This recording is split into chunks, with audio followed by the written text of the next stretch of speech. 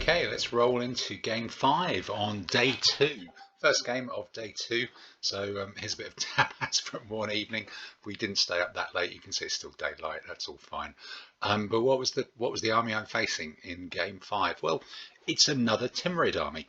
Although you probably already read the report and you already know that. So it looks like it's been put together pretty much the same as the other one. There's 1, 2, 3, 4, 5, 6, 7, 8, about 8 or 9 cavalry, a few less light horse, the same prisoners. The 2 elephants here are in the middle of the table. There's no spearmen to support them. It's just all cavalry and those 2 elephants really, and this kind of blocker. The terrain is a lot more cluttered than last time. There's a hill covered with something. There's a marsh. There's a village with its compulsory road. I've got looks like a plantation covered hill on my baseline as well, and this has actually ended up flipping my more normal deployment. So the Andalusian command is over here with its cavalry and its spearmen. As soon as it gets to here, there's very little that a mounted army is going to do to get through difficult terrain that wide, so they're going to block that off. The knights are waiting to see where the elephants are. They're deployed a bit further back than normal. And then my usual kind of mix, sort of again, I think I must be attacking in this one. So the aim is to get a jump on these guys to get them up here to stop the cavalry kind of squirting out around here. And that's entailed fielding this quite dense. So you've got the 2 blocks of blackguard spearmen there, you've got the 2 normal spearmen there, a bowman, one of the Africans, a couple more Africans in the rear rank, the dismounted elite javelin, Zaid and his medium cavalry, ready to try and find the elephants wherever they are. They're pretty close, and a crossbowman ready to pop out. But this is actually a huge command, so part of this is it needs to be deployed 6 wide to be able to be moved easily. So the aim is to rush up and then expand out and close that door there and try and fight along this kind of line, not really giving the cavalry room to maneuver. So let's see how that pans out. Well, you know, my guys lurch forward. These guys have not really started to move yet, or maybe they've come up a little bit. And yeah, once you can see the elephants, you can actually dismount some troops. That's what's allowed Zaid to get off. And here, as has been the case in some previous ones, I've decided to create a bit of a mess, really, of my own doing. What I want to do is put the elite spearmen in front of the elephants, neutralize them. I want to get the knights into this cluster of cavalry, just do some skittling, cause some panic, which will hopefully create space here. And obviously the elite javelinman is also making a beeline for the elephants. So 2 elite supported spearmen and an elite javelinman's your ideal anti-elephant force there, really. And this lot have just rushed up really quickly. I know you know, there's cavalry here that they've got to deal with and pin in. The marsh will be over here somewhere, but they've just rushed up quickly and threatening this light horse here. So this is all getting a bit closer. The cavalry, the enemy cavalry have rushed forward. They've seen I've got some exposed bowmen here. I've got a bit of a gap before the knights arrive, and they just want to get close to not allow my knights to expand out. I think you saw in possibly the second game where I looked at that. Well, no, the first game, in fact, where I looked at the knight command. If there were 4 knights, they need a really big gap. They've kind of got to be deployed, ready to go. 3, I can just about squeeze them in into some of these gaps here, and this is exactly why. My bowmen are shooting. These guys, poor Lightfoot, the one in the army, is acting as a bit of an ablative shield for everybody. I think there might actually be an archer in there, but there's definitely no guy in that one unless something's really happened. So yeah, here they go. This is a bit of a blur. So Zaid, still very noticeable, making a beeline for the elephants. The knights and the blackguard have just about managed to kind of sort themselves out. We've got a pretty decent tidy line here. The only squishy bit is these bowmen here who, against the blackguard, they've been shooting the cavalry. That's not too easy for the cavalry. The cavalry got a hit, but the knights are going to go in here and start causing a lot of damage into these cavalry. So this potentially weak link can always be filled by the 2nd rank knight coming in. Are they going to charge into my knights? Not really. There's an overlap there. There's problems from there. As a 2nd rank, he is going to be able to get out and expand.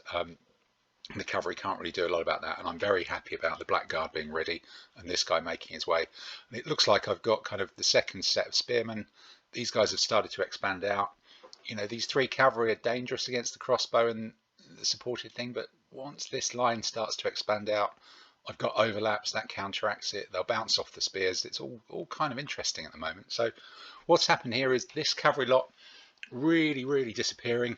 they've just decided to try and reinforce where they've got all their other cavalry and just leave the peasants to slow up my 4-strong command of lancers and spearmen as long as they can. And I've played against these peasants before. It's easy to get drawn into a kind of long slog, and I think this time I've just decided to just attack them as hard and as quickly as possible. So here, solid line, impact cavalry in the middle. I've used some of these must have been dismounted light horse who had no space on table. They were in ambush in the marsh. They've come out as well to help.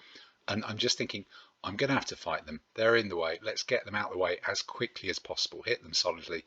And then suddenly this does become a gap. They stop being terrain. So over here, back to the main part of the table. The knights are kind of nearly in there. The elephants kind of come in.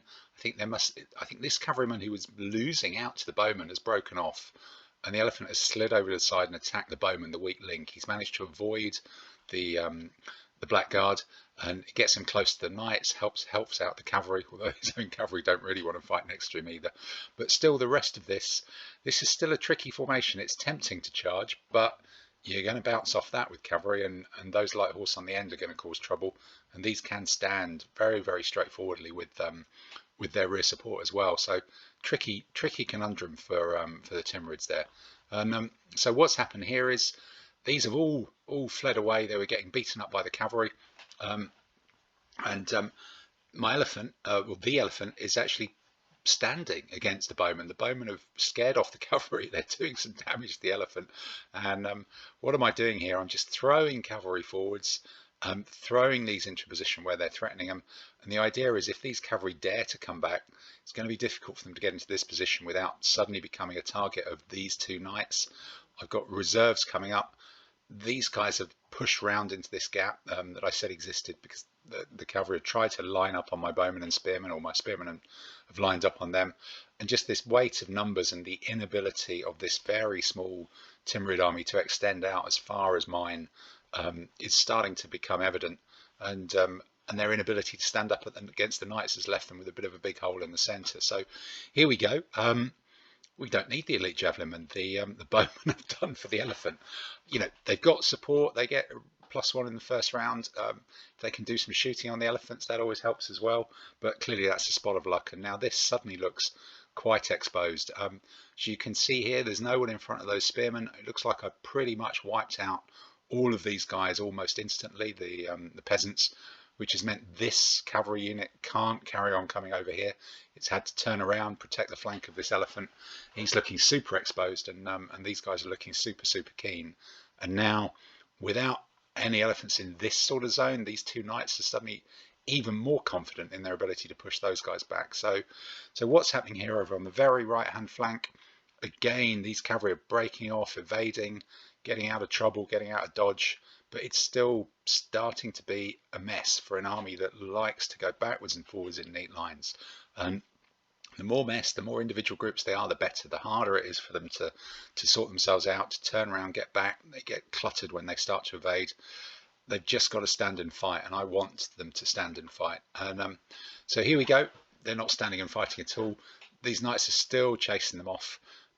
The spearmen are pushed forwards here, actually. I think let's have a look back to see what was happening there. So I think this one was sort of caught. So these spearmen have obviously rushed forward past it, allowing him, protecting his flank, allowing him to go into that and sort of providing a screen here. Let's look at that in the next one. So yeah, they've stepped forward. He's gone all the way through. This knight has gone forward as well. These guys don't like knights. Another knight general here, spearman. I think I may even have managed to catch a light foot evading there and do some free casualties. Knight in one flank, javelins in the other. This attempt to get around this bit of the flank is now in disarray, and they're all just being squeezed back towards the baggage. So what's going on here? You've got the elephant. He does have a crew. These cavalry have had to come back and protect the flank of the elephant. In fact, protect the whole flank of the army against this thing that has now just wiped out all their hostage screen. And with all I've got to do is get rid of this skirmish guy, and then we've got the javelinman, the elite javelinman, perfect, ready for this. Is exactly what they want. An elephant on its own. Yeah, you kind of know what's going to happen there. So what's gone? They've gone in. They have. There has been a 6-1, but the 6-1 is in favour of the javelinman. They've killed it outright straight away. boom, huge hole. As you can see, the rest of the cavalry have to flee as my cavalry drive forward. The only fly in the ointment, elephant-shaped fly, is in the elephant death rampage. It's gone forward and landed on these guys. But now suddenly, look at all of this: spearmen, javelinmen, more spearmen, impact cavalry, spearmen coming up. These guys are my knight chasing forward as well. The bowmen going up to support people. This is just chasing all these guys off table really, and they're really in full retreat. There's no real damage being done to the Berber army. The Timurids are very, very close to defeat. They're dropping back. They're trying to rally people. They're just escaping, and I'm just throwing as many people into combat as possible to try and get hold of them, do those few more casualties. There's like a hit there. There's not too many of them left on table, but suddenly they're all kind of a long way away from my infantry, my ability to get hold of them anymore.